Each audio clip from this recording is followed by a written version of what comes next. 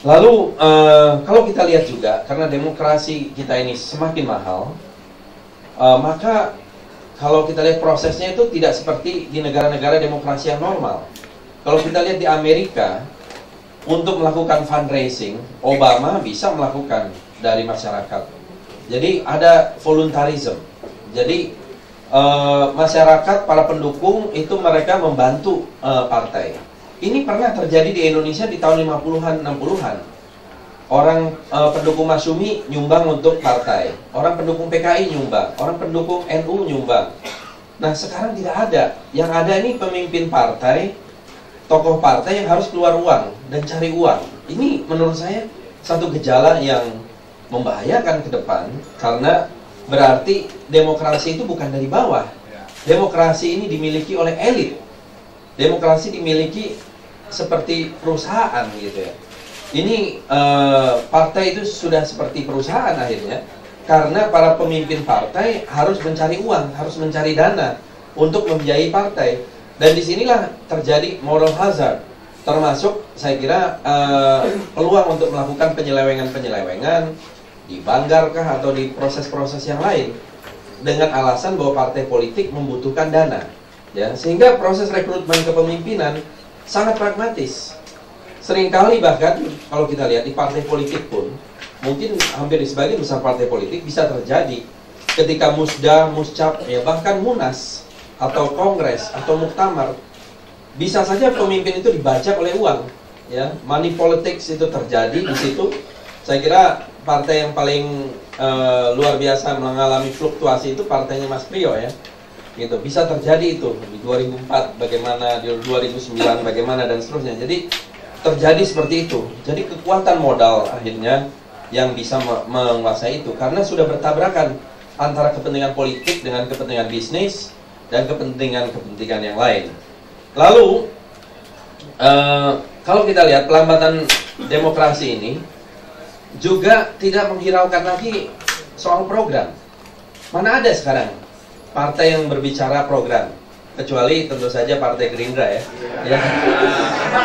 yang baru mengeluarkan 6 program aksi gitu ya. Artinya satu-satunya lah, ya kita tunggu yang lain, mungkin ini masalah waktu saja. Tetapi tidak ada beradu program di dalam partai. Pertarungan ini beradu figur, tapi figur itu tidak penting apakah dia akan membawa program atau tidak. Ini membahayakan juga. Jadi ketika orang beradu figur, apa sih yang dilihat dari figur itu? Ya, bukan program apa yang akan dibawa. Di dalam demokrasi yang normal seperti di Amerika atau di negara-negara lain yang sudah mapan, program ini menjadi penting. Perdebatan itu substansial. Misalnya soal health policy, ya, kebijakan kesehatan, apa? Obama akan bikin apa? Lawannya akan bikin apa? Disitulah rakyat akan menilai. Nah, kalau di sini tidak ada, ini sangat menyedihkan gitu. Jadi demokrasi kita ini tidak berkualitas sama sekali, ya, karena sangat tergantung kepada figur.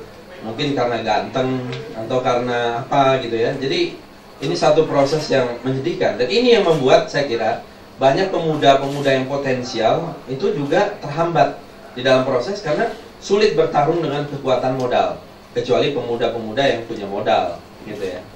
Kemudian sebagai contoh menambahkan Saudara Yudi tadi, ya, kalau di masa lalu mungkin karena tantangan zaman yang berbeda, kita lihat bagaimana pemuda itu juga punya kemampuan.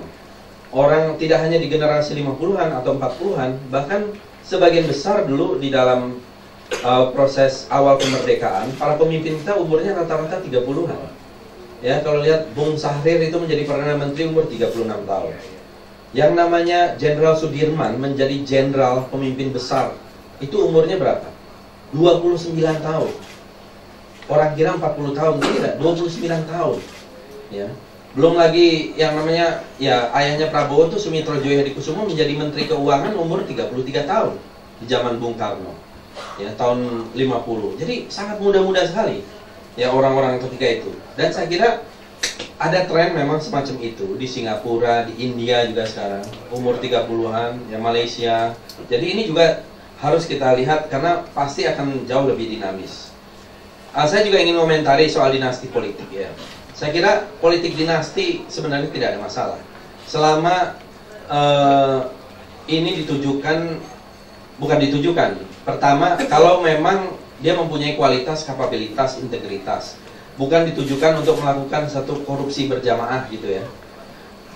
Saya kira banyak juga klan, misalnya Kennedy klan ya, dan juga klan-klan lain yang memang mereka mempunyai terah politik dan ternyata bagus di dalam kepemimpinannya. Nah, memang di kita ini belum teruji. Dinasti politik itu sekarang lebih banyak bekerja sama bagaimana untuk mengeruk uang rakyat gitu. Ini masalahnya. Tetapi politik dinasti itu sendiri, artinya mau istri kayak mau anak, kalau dia memang berkualitas, bermutu, itu kan hak individu. Itu adalah hak azazi juga yang bersangkutan. Saya kira kalau ada usaha untuk mengatur itu mungkin kurang bijak juga ya, karena itu kasihan kalau mereka yang berkualitas.